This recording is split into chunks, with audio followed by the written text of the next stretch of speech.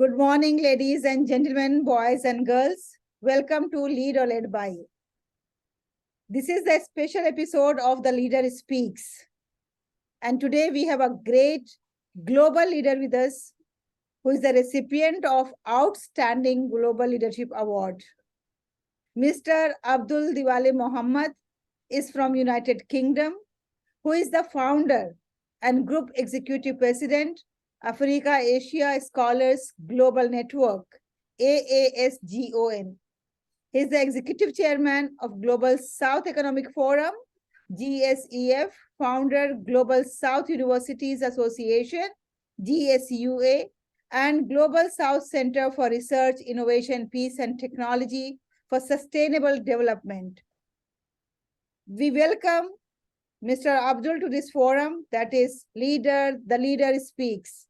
Hello, good morning, sir. How are you? I'm fine, thank you. Good morning. Thanks for having me. So you are a global leader. Congratulations. And you are trying to bring your mission into existence. And to some extent, you are already successful. But first of all, we will be very keen to know that what exactly is your mission? What are you trying to do with Africa, with Asia, collaboration of these two continents? Thank you very much, Dr. Haleema. Really appreciate having to speak with you and the larger audience out there. When you say what is the mission, I think what I should be looking at is the fact that I'm lucky to know the fact that there is a purpose for existence. So it's not about my mission objectives. I rather say having to understand that you are in this world for a purpose, and that's your mission. And the objective is how you go about achieving that. And lucky that I've been very conscious about that in my own way of life, in the sense that I started with children organization, initially on human rights, where I saw that that was far back in Nigeria. I was part of what you call the Civil Liberties Organization, about ensuring the liberties of people. And I knew the part I played as a director of the Civil Liberties Organization in Nigeria. And I went to the prisons when the government says that they were releasing prisoners. I went to see whether actually the government did what it promised.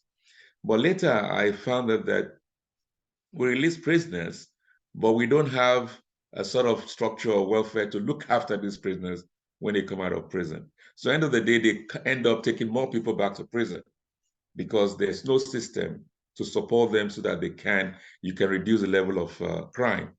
So, and I then thought about the child, and that was how I started the Child Welfare League of Nigeria many, many years back, and also here in the UK, I set up the first African children organization in Westminster in the UK here.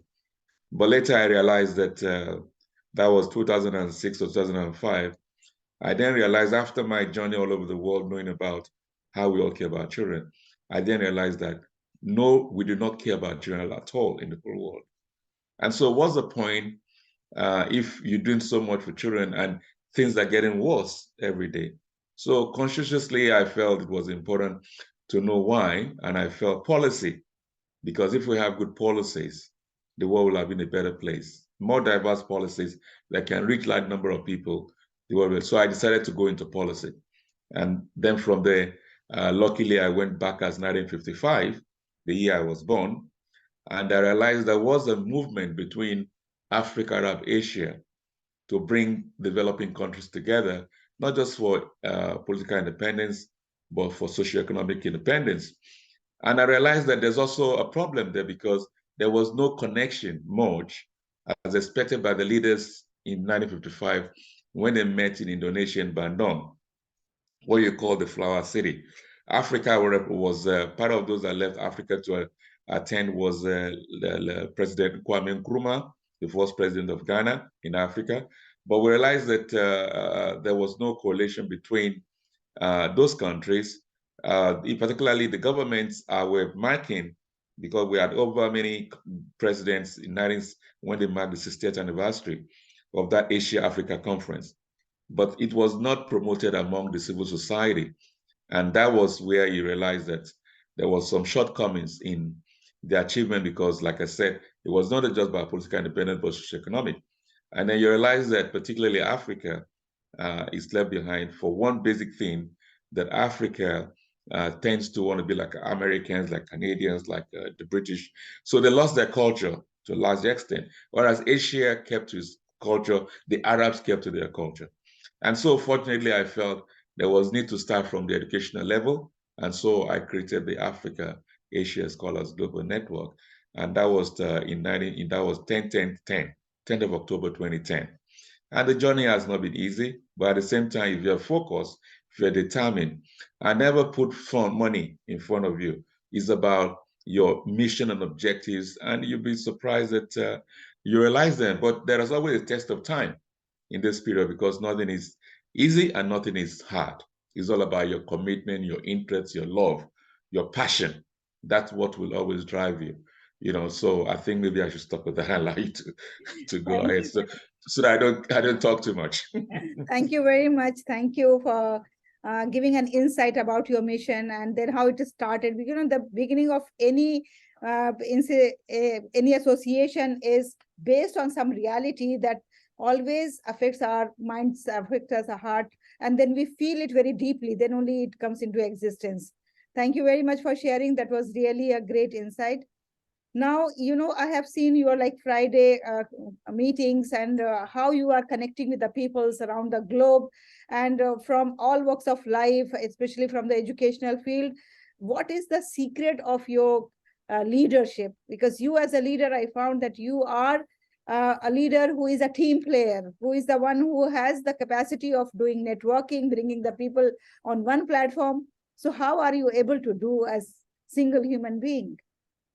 Yeah, first is that there's quite a lot of people who are doing great things out there, and there's so many organizations that have been existing for, God knows how long. But the point is that we're not actually achieving for society because I take my point from the World Economic Forum in 2018, which says that the world is fractured, and I felt concerned about that. And I said, if because the World Economic Forum is the largest, when we talk about policy-driven conference, comes from the World Economic Forum, which is based in Switzerland, in Davos. So the 46th conference of the World Economic Forum was January 2018, and it was the first time it was co-chaired by women. And I felt very happy with that. They decided to have women because I believe great the potentials of women.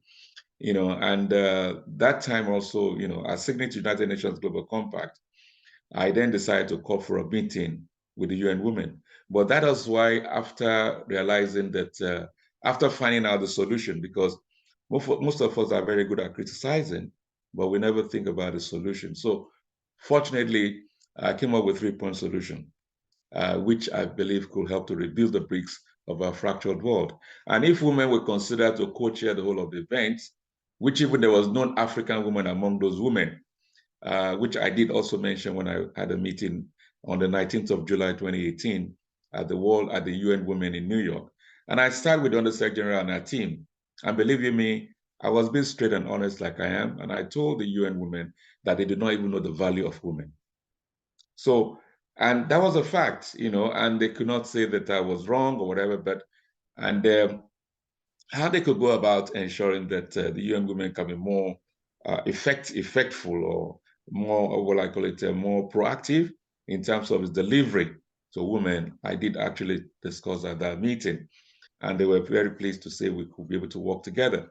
But I used that to understand the formation of the United Nations itself. And you drive back to 1945 when the UN was established. And that was exactly when a book called The Animal Farm was also published, which is the world we're all living in. And that's why the world is fractured. I can tell you that because we're only milking few people. We're making few people become billionaires and making larger number of society becoming impoverished. So, and that itself, I think, needs to change until we change the course of the animal farm syndrome, which is do what I say, don't do what I do, or some are more equal than the others. Until we change that and believe in purpose of existence. That's why I said it all comes to about you understanding why you exist. So it's not, everybody is born to be a leader. We all born to be a leader, but you need to be supported by a system, to ensure that you can deliver, you can help, because we're all here to lift each other up. So everybody's a leader, but a society that has failed to understand the purpose of existence, humanity itself. For instance, even no ethics in our education anymore. We do say we give education, a bit of knowledge, we lack wisdom. So one is private today. So if you have experience or knowledge or ideas about why things are not working, or you're probably fortunate to have some good skills, knowledge, innovation, or whatever, you need to think deeply, because like I said earlier, we all have a lot of big organizations doing great things, but we lack the strategy. We're so much in a hurry. We're self-centered people, so in the end of the day, a lot of people even have been frustrated at the system, because the system is so much it becomes like a cult. Even some could describe even the UN turning like a cult, because when you bring idea to that high level, there are people there that feel envy or say, look, hang on, if you can come from outside, unless probably you're well known. Like I said, bringing out criticizing. When I criticize, I'm criticizing because there is a solution. And the 3-point solution we gave to the UN women, we've also passed it to the, to the UN Secretary General. So I'm waiting for the UN Secretary General. And even the 3-point solution is on the portal of the United Nations. So it has gone to that high level, in the sense that I'm fortunate to get to the high level to let the government know, or the United States. But then basically, you don't wait, say, oh, after all, I've passed the idea to them, where, I'm waiting for them. You don't wait, because you have to look at various other ways. So fortunately, 7 years ago, if I remember 2014, I was to serve on the board of the Australian University of Asia Pacific. And I believe that was a great achievement, because here we're trying to bring Africa, Arab Asia together. Here as an African, I could be brought in to serve on the board of the Asia Pacific universities. I mean, that is great, because I'm not an Asian, but I'm African. But yet I was asked to, even now, I've been asked to serve for even 2023, 2024 on that same Asia Pacific University. So 7 years ago, I came up with the idea and said, look, if we really have to achieve something or bring in developing countries together, we have to look at institutions.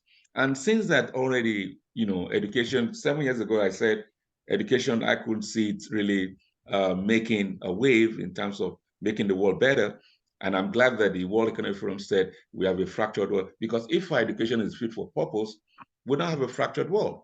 And 18 months after COVID came, and how did the leaders handle COVID? Badly, except the women leaders like in Germany, New Zealand, they handled COVID very well. So that also tell you about the potentials of women, even though we know that women needs to come to the area of, which is part of the 3-point solution, which I've brought out.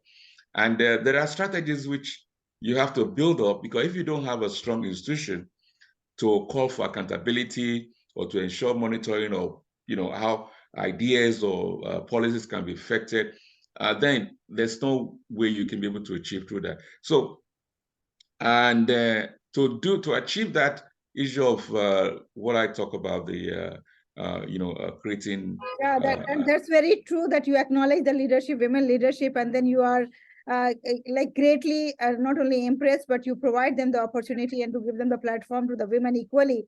Now, like you are planning to announce some great initiatives in somewhere like in the month of April in India. So would you like to throw some light on that, so that our viewers, those who are watching, they can also be the part of this, maybe as contributors, or maybe as sponsors, or maybe as attendees of that conference?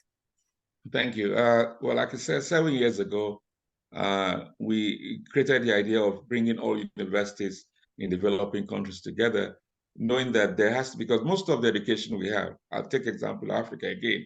The education in Africa is not to help to make Africa more sustainable. It's towards, it's still the Western way, which you find that a lot of people, the education they get in Africa is not the appropriate education to help with Africa. Look, example, just the simple war in Ukraine and Russia is affecting people, both energy and also food, and that itself shouldn't have happened. So what we have is that 7 years ago, we asked to create a body for all universities, and I congratulate, or I want to thank the Secretary General of the Association of African Universities, the Association of Arab Universities, as well as the Association of Asia Pacific, who agree strongly with us that we should create a platform for all universities across the world. And developing countries are 2/3 of the world. So we will have the largest number of concentration of universities. And I said to myself, when people appreciate you, they're challenging you. Don't start smiling. They are challenging you. So then we have to further ask ourselves, what value are we going to add to education? So therefore, we did our research, and I found out that the failure of universities across the world, not just Africa or Asia, because if I say failure, remember what we say, the World Economic Forum says it's a fractured world. End of the day, if we are fit for purpose, we'll not be fractured. So no one could question the fact that our education is not fit for purpose. So therefore, how can we make it more purposeful towards development of humankind and also the environment and society? And so through that, we'll find that the problem in universities is that they do not have a structure to process the enormous ideas, innovations that come to every conference they have every year. So there is a ritual within universities, and that's why even in 2016, when I was in Italy, in Siena, which has the largest number of universities, that's international universities. And I told everybody there, I said, look, you're all academic tourists. And that's also a fact, because if we're not academic tourists, why is it that every year we meet at a conference, even the World Forum also has that kind of, what would I call it, policy pattern, or they plan it, because if you have a conference and you come up with a topic this year, and next year you come to another topic, the topic you had last year, have you been able to deal with it? Have you been able to see the good practices and how you can share? So we don't do that. And at the end of the day, what you need is to, because they don't have a structure to process those information and see how they could be applied into various society or communities or government to turn into good policies. So on that level, I said they need to set up a research center. So we are going to have what is called the Global South Research Center for Peace, Innovation, Technology for Sustainable Development, which will also be launched along with what we call the Global South University Association between the 12th and 14th of April, by the grace of God. We've gone a long way to get to this stage. And a lot of people also, when they come with ideas, they put the cart before the horse. Who's going to drive the cart?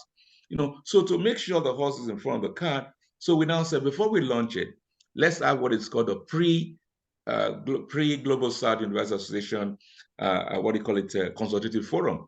So we're going to have the consultative forum. Today is going to be the 16th of that consultative forum, which you also been very helpful in supporting. You've also been a guest speaker on that forum. So what we do is to bring experts, technocrats across the world together to know exactly who we are, what kind of organization, what we're trying to achieve, and how they can add value to what we're trying to do, so that they can form the think tank that will support the Global South Association when it's established, as well as be able to collaborate with most renowned research centers across the world for us to see where did we get things wrong, so that we can start to have addressed, more practically, to ensure that we can start laying the foundation.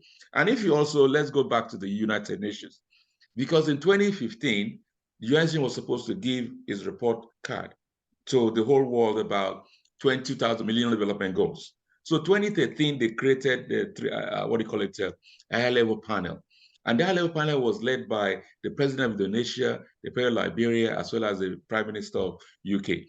And in Bali, Indonesia, they came up with 2 points. And I believe greatly those 2 points. And one is said, renewed global partnership. And then the second was people-centered policies. Why do we believe in that? Because partnership, the world lacks nothing at all. The world lacks nothing. The problem we have is about trusting each other. And so when we don't trust each other and work in partners, there's no way a lot of people are going to be left behind. So up to now, we've not built a partnership.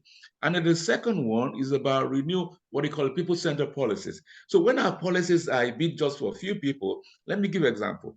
Most countries now, they feel proud to say, we have a smart city. And I ask the question, smart city for who? Is it those guys that play golf about 10 o'clock in the morning? And then whereas you find that people like if you go to, Maryland, close to Washington, D.C., see the movement of people. Look at even from Noida there, for people to move into Delhi, and then look at even London, UK here, people from Milton Keynes. All these people come from, but they can't afford to live in a city because all the drive. So why don't you develop the interlands? Why don't you develop the rural communities so that more people don't have to come to the city? So it's a policy because it's not people-centered. And then they said two things they said. We need a global partnership. And so I thought the United Nations in 2015 was going to give us what is called to create that two parts, which is people-centered, particularly people-centered, particularly a partnership, to be the foundation.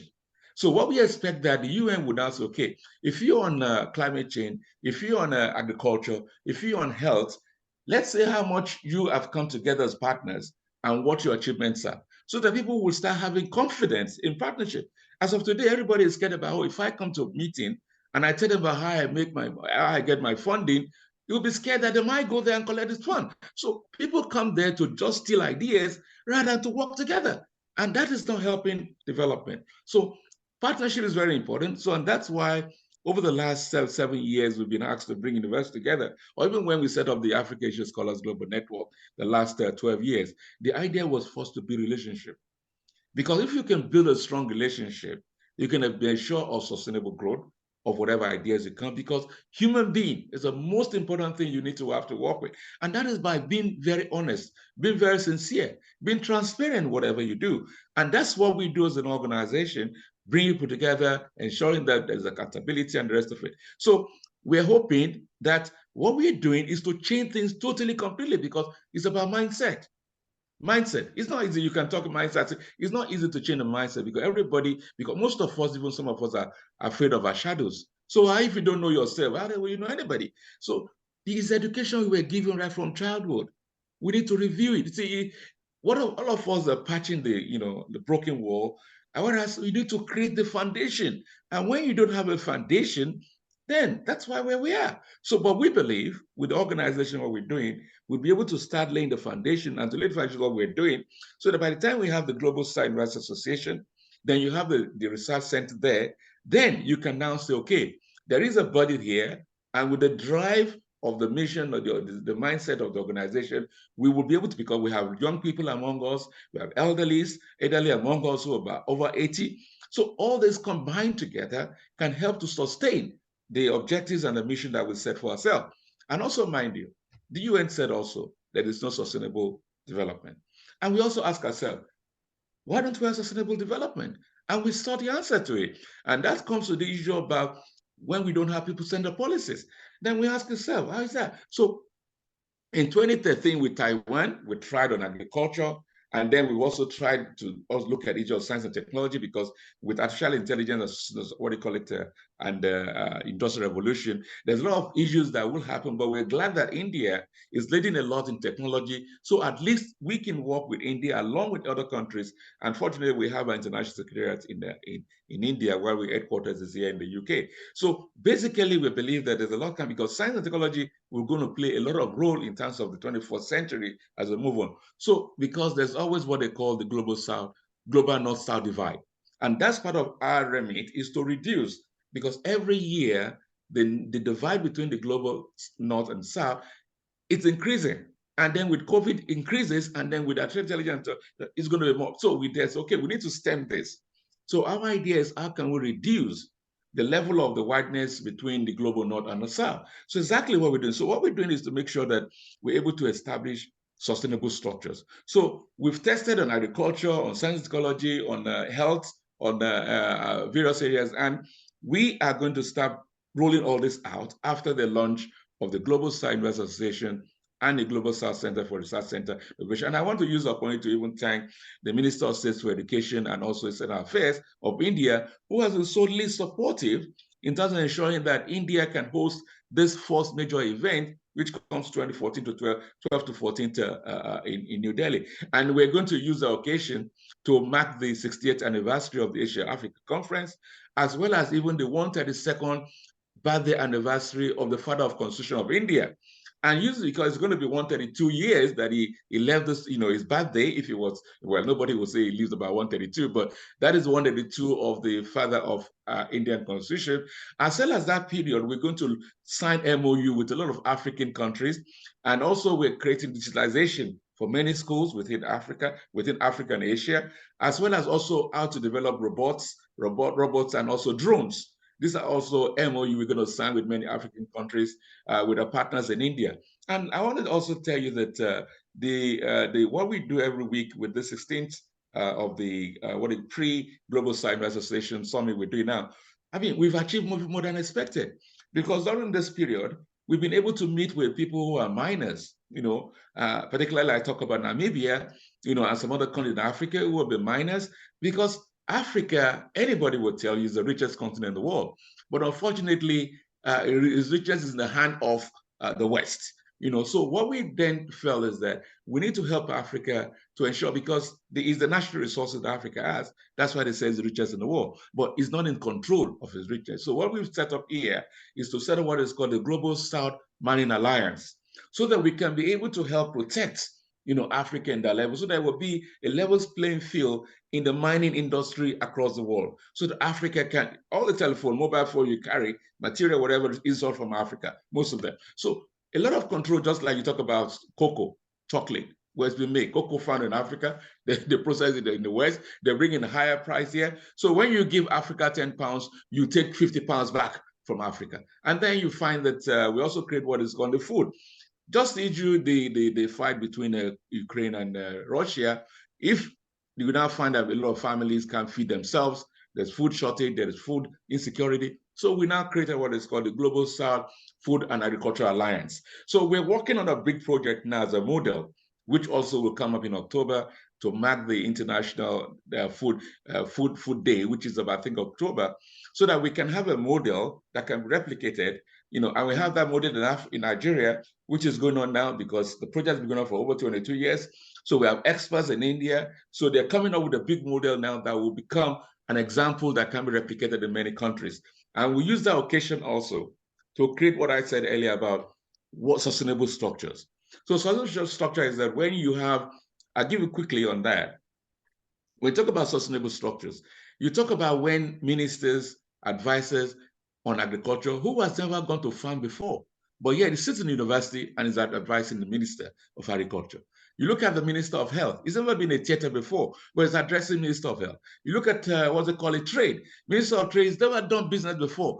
So what we've created a structure, which has never happened anywhere in the world, which we also come up with, is that we talk about farmers. What we talk about is a three-tier thing when you develop policies. And that's how it comes back to what the UN high-level panel said in 2013 in Bali, which is about people-centered policies. So the way you can have people-centered policies is to have a three-tier system where you have the policymakers, and then you have the practitioners, and then you have the academia. Because the academia will grow to become the practitioners and become policymakers. So if you do that three-tier thing within all structures of agriculture, finance, health, and the rest of it, in trade, like we ever talk about trade, you have ministers of trade, farmer, you have minister of trade, then you have presidents of chambers of commerce, and you have business schools, business and management schools. When you talk about health, you have health ministers, health practitioners, then you have university and college of medicine on the side. When you talk about agriculture, ministers of agriculture, you have farmers, and then minister. So if you have three tiers in that way, I can assure you, then we can start having sustainable structures. On the level of United Nations achievement, it has to lay that foundation. We're working on it. So basically, and luckily that we have a lot of organized people now, like I said earlier, a lot of people out there in front of the system. Anyone that believes that they can put something back into this world, because end of the day, I want to give it quickly. My queen here, we had the queen left the world just about a few months ago. Well, it's gone, but the state of the world wasn't bad. It was bad, not good. So she wouldn't have died as a happy woman, because when she left, the world was in her disarray. And so you have the king of Brunei with all the gold. He can't take a single thing when he leaves this world. So the way we've been built is that we're in the world to compete. Why do we have to live as if we're coming to compete? There's so much for everybody, but unfortunately, the system makes us to want to believe that we're here to compete. Let me give you a quick example. In classrooms, in education, you are there to, if you can memorize, totally a failure. And up to today, education is that if you cannot memorize, yet not everybody can memorize. Secondly, when you set exams for people in classroom, what you should be doing, rather than set the exam as if they're against each other, is to bring people together to find solutions to problems. So people can see that when they grow up, as they grow up, we need each other. But what we do in classroom, and then also why we talk about corruption, these are things that have grown up embedded in our way of life. Like quickly one, in the classroom, we set an exam, somebody has to fail, somebody has to pass. Somebody doesn't want to fail, so he starts to cheat. Then from cheat, it comes to life of what you call about fraud. Then when it comes to institutional corruption, so it becomes embedded in our life that you can't take it away again until we change our way of life, our system, and knowing the purpose of why we exist, then the world could start be. But that's what we as an organization, believing that we all have a part and a role to play. So anyone that cares about society, anyone that cares about himself and trying to build a better world, for God's sake, please go to our website. It's called AASGON.com. AASGON.com. And then this program we have in April, you're welcome. So we want to thank the Indian government for at least for the support that we're now having from them to ensure that they will host this very large organization called the Global Sidelines Association. Thank you very much for at least a few things I've said there now. Thank you very much. Wow, your passion, your inspiration, and your vision for the world is really fantastic, marvelous. I request all the viewers of this program, so please join hands with Wale, who is so passionate about his, and each and every logic that you have given is really based on concrete facts, that there is a divide. The wealth is only into few percent people of the world. Why it's not equally divided? Why there is a big gap between USA, between America and Africa and Asia? And you are rightly said that the resources, Africa is the rich continent, but still the people there, we find that there are countries, those who are starving, and there are countries where the children are being neglected, even starving to death. So naturally, these are some of the issues. And then there are major issues that you have already mentioned. And I'm not going to repeat those issues once again because of the. But I've not mentioned to you about a 3-point solution, which is probably maybe you're rounding up. The 3-point solution is very clear. If we don't get it that way, we're very open to ideas. We're very flexible to ideas. But we can sort of this 3 points we gave to UN Secretary General, to the UN Women in 2018. We passed the system to the UN Secretary General. We've not got a response back, but we are working towards that. By the time we launch the GSUA in India, 14 to 14 April, we will now pass the 3-point solution to Prime Minister Modi, and we expect that he will now be able to use that to bring all leaders across developing countries together. And then what we do, because on the Secretary of UN is to bring the world together. But since we've not replied to us yet, we want to work with the Prime Minister Modi to bring all heads of government across developing countries together, along with the stakeholders. And those 3-point solutions are this. 1, we need to start to review international rule of law. When we talk about human rights, we're all jokers, because human rights, the level is that there's no we talk about inequity all the time, inequality. So, which means there's no human right, because end of the day, there are a few ones that I quickly said to you. Labor law itself. I will quickly talk about labor law. A lot of young people have been marginalized all over the world when you look at issue of labor. Now, a lot of young people are on debts when they go to become graduates. By the time they finish, they probably have to go to 15 interviews. And every time they want to go, they want to look good. They're borrowing money to look good. They borrow money for transport. And after that, eventually they're able to get a job. They're going to work for 30 days before they get that job. Mind you, they're borrowing money. So a lot of young people cannot even get out of debt throughout their life. And again, what happened is this. Within 6 months, they can be sacked from that job. So without any excuse, they can be sacked. That is what maintained everywhere in the world. That needs to be changed. So we're going to look at that. So there's so many, but however, let's start from the process to start reviewing international rule of law. So we know what is called human right. Then second one is it takes a village. Now I'm going to, that's the last one. But the second one is that we need to restore the value of teaching and parenting. Teaching has gone down low, same as parenting. So parenting and teaching must be able to, the value must be restored. If we don't do that, we're just all still jokers. Then the third one is an African adage. It takes a village to raise a child, not a family. every child is everybody's responsibility. The state must take responsibility on the child.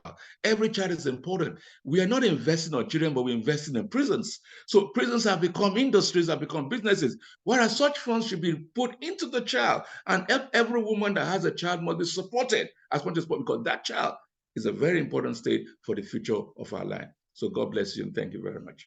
Thank you. Thank you very much. These three valid points, I hope that it is going to be accepted by Honorable Prime Minister and his very competent government. And I wish you all the best. And our viewers, you are requested to kindly support the cause of Mr. Abdul Diwali. Thank you very much for being with us. Thank you very much. Thank you. Thank you.